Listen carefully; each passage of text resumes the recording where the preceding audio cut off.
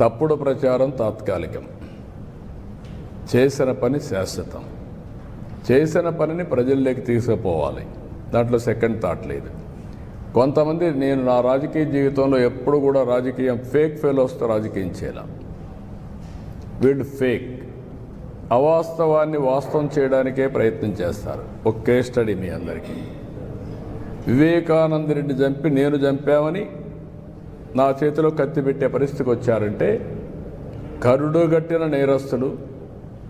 అంతేకాకుండా అవినీతిలో కూడా మామూలు అవినీతి కాదు, ఆర్థిక ఉగ్రవాదులు చేయని అవినీతి చేసే పరిస్థితికి వచ్చారు. నిన్న చూడండి, ఏదైతే అతను సింగయ్య వాళ్ళ కార్యకర్త వచ్చాడు, కారు కింద పడ్డాడు, క్లియర్గా ఉంది.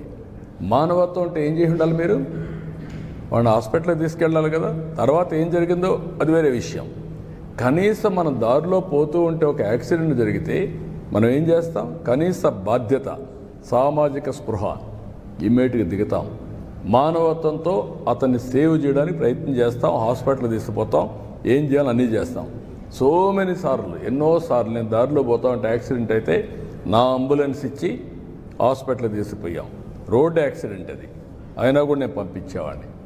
కనీసం నువ్వు నిలబడకుండా, కనీసం దాన్ని నీ మనుషులు అక్కడ ఒక కుక్క పిల్లని మారి తీసి రోడ్డు మీద పక్కన బారేసి, చెట్ల కింద బారేసి మీరు వెళ్ళిపోయారంటే, కంపల్లో బారేసి మానవత్వం ఉందా మీకు? ఇప్పుడు ఆ అమ్మాయిని పిలిపించి బెదిరించి దాన్ని రాజకీయం చేయాలని చూస్తున్నారంటే వీళ్ళు మనుషులా? వీళ్ళు అదే ఈ ప్రజానీకం అర్థం చేసుకోవాల్సిన అవసరం ఉంది.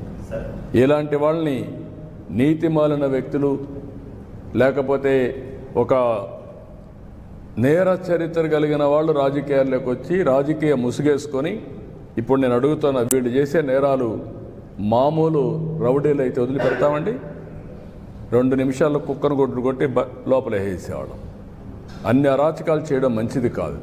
ఆ అరాచకాలు చేసి రాష్ట్రానికే ఒక పెను సవాలుగా తయారయ్యారు, రాజకీయాలకే ఒక చీడ పురుగుల మారిగా తయారయ్యే పరిస్థితి వచ్చారు.